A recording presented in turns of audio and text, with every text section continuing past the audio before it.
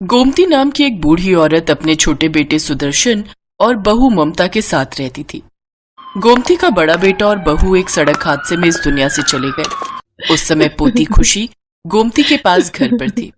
अब इस दुनिया में गोमती की पोती खुशी का अपनी दादी के सिवा कोई नहीं था, क्योंकि खुशी के चाचा चाची स्वभाव के बहुत खराब थे।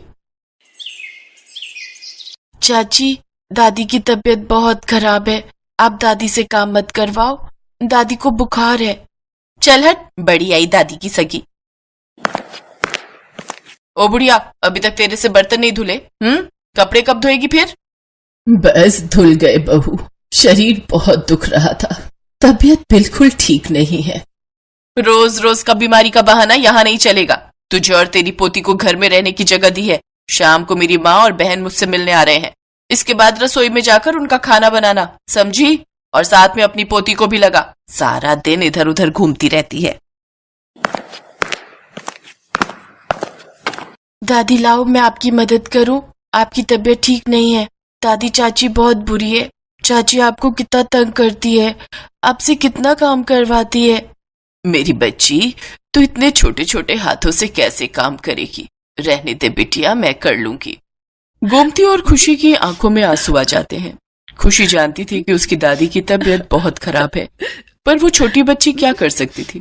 शाम के समय ममता की माँ और बहन रहने आ जाती है। ममता के बच्चों के लिए वो खिलौने और खाने पीने की चीजें लाई थी। खुशी बच्चों को खिलौनों के साथ खेलता देख लेती है और वो उनके पास जाती है। तभी ममता की बेटी महिमा के हाथ से गुड़िया टूट जाती है और वो खुशी पर दोष लगाने लगती है। नानी देखो ना, मौसी देखो ना, खुशी ने मेरी गुड़िया तोड़ दी। ममता, ये लड़की तो बड़ी शैतान है। खुद तो माँ बाप परलोक सिधार गए और छाती पर मूंग दलने के लिए इसे यहाँ छोड़ दिया। बताओ जरा, इतनी महंगी गुड़िया लाई थी मैं महिमा के लिए और इस लड़की ने पल भर में तोड़ दी। हाँ दीदी, ये तो बहुत गलत बात है। तुम इसे सबक क्यों नहीं सिखाती हो कि आज के बाद ये ऐसा कुछ ना करे?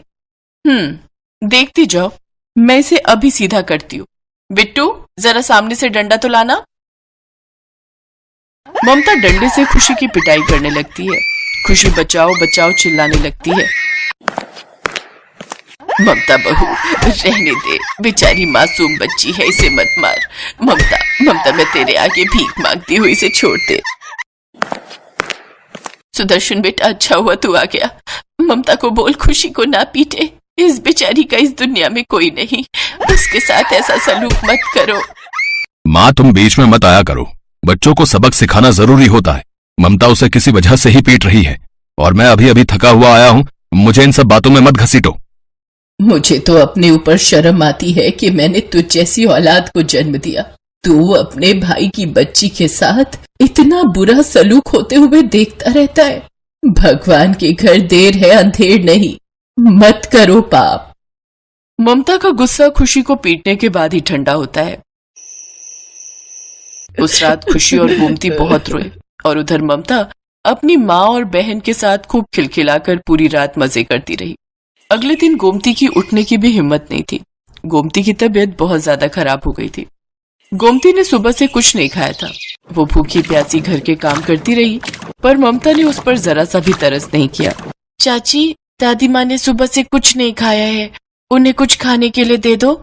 तो मैं क्या करूं? हम सब घूमने जा रहे हैं, घर में कुछ नहीं है खाने को। रसोई को मैं ताला लगा कर जा रही हूँ। भूखे मरो या कहीं चले जाओ, पर मेरा दिमाग मत खाओ। चलो माँ, चलो बरखा, बच्चों जल्दी जल्दी चलो, तुम्हारे पापा गाड़ी स्टार्ट कर रहे हैं। सब लोग घूमने के लिए चले जाते हैं। ममता रसोई को ताला लगा जाती है। घर में खाने के लिए कुछ भी नहीं था। गोमती की तबीयत और खराब होती जा रही थी। खुशी गोमती को बिना बताए बाजार में कुछ खाने का लेने के लिए निकलती है। वो बाजार में सबसे मदद मांगती है। भैया, मुझे कुछ खाने के लिए दे दो, मेरी दादी ने सुबह से कुछ नहीं खाया है, वो भूखी है। पैसे हैं तेरे पास? अगर पैसे हैं तो ले जा। नहीं भैया, मेरे पास पैसे नहीं है। तो मेरा दिमाग मत खाओ, जाओ यहाँ से जाओ। अब क्या करूं, दादी के लिए खाना कहाँ से लाऊं? तभी खुशी की नजर एक मंदिर पर पड़ती है जहाँ एक पंडाल लगा था। वहाँ एक औरत कुल्हड़ खिचड़ी का प्रसाद बांट रही थी। खुशी उसके पास जाती है। क्या हुआ बिटिया, प्रसाद चाहिए? पर आंटी, मेरे पास पैसे नहीं है, आप तो इसके बदले में मेरे से पैसे मांगोगे ना? नहीं बिटिया, भगवान के मंदिर में जो प्रसाद बांटा जाता है उसके पैसे नहीं होते, ये तो मुफ्त में मिलता है। मुझे किसी ने भी बिना पैसों के खाना नहीं दिया। मेरी दादी ने सुबह से कुछ भी नहीं खाया है। आंटी वो सुबह से भूखी हैं, उनकी तबीयत भी बहुत खराब है। चाचा चाची सब घूमने चले गए। खुशी के आंसू देखकर वो औरत जिसका नाम मालिनी था वो भी भावुक हो जाती है। मालिनी एक ऐसी संस्था चलाती थी जिसमें औरतों को रोजगार मिल सके। मालिनी कुल्हड़ खिचड़ी बनाने का कार्य करती थी। पूरे सप्ताह अलग अलग मंदिरों में कुल्हड़ खिचड़ी बनाकर बंटवाना, यही उनकी संस्था का कार्य था। ये काम मालिनी पिछले 5 वर्षों से करती आ रही थी। अब मालिनी का परिवार भी इसमें सहयोग देता था। मालिनी पैसे वाली होने के साथ साथ दयालु स्वभाव की थी। ईश्वर के प्रति अटूट आस्था के कारण मालिनी ने लोगों की सेवा के लिए ये समाज सेवा का कार्य प्रारंभ किया। मालिनी खुशी के साथ उसके घर पहुंचती है। गोमती की हालत बहुत ही नाजुक थी। मालिनी गोमती को हॉस्पिटल में एडमिट करवाती है। गोमती की तबीयत में सुधार आ जाता है। आपका बहुत बहुत शुक्रिया बिटिया, आपने मेरे लिए जो किया। माताजी, हमारी संस्था का तो काम ही यही है, गरीबों और बेसहारा लोगों की सहायता करना। अब आप परेशान मत होइए, आप भी हमारी संस्था का ही हिस्सा हैं। अब आपको अपने उस नालायक बेटे और बहू के पास रहने की कोई जरूरत नहीं है। हमारी संस्था की तरफ से आपको रहने की जगह और काम दोनों मिलेंगे। हमारी संस्था कुल्हड़ खिचड़ी बनाकर मंदिरों में बांटने का काम करती है, जिसमें आपका भी सहयोग रहेगा। बहुत बहुत शुक्रिया मालिनी जी, आप तो हम दादी पोती के लिए ईश्वर का कोई रूप बनकर आए हो। सचमुच कभी कभी पराये भी अपनों से बढ़कर हो जाते हैं। गोमती अपने बेटा बहू का घर छोड़ देती है। अब वो मालिनी के साथ समाज सेवा का काम करती थी। कुल्हड़ खिचड़ी बनाने में गोमती अपना पूरा सहयोग देती थी। गोमती देखती है बहुत सी बेसहारा महिलाएं इस कार्य में मालिनी को सहयोग देती हैं। मालिनी एक अच्छे स्कूल में खुशी का एडमिशन भी करवा देती है। गोमती को इस बात की तसल्ली थी कि उसने खुशी के बर्बाद होते हुए जीवन को बचा लिया था और ये सब भगवान की कृपा से ही संभव हुआ था।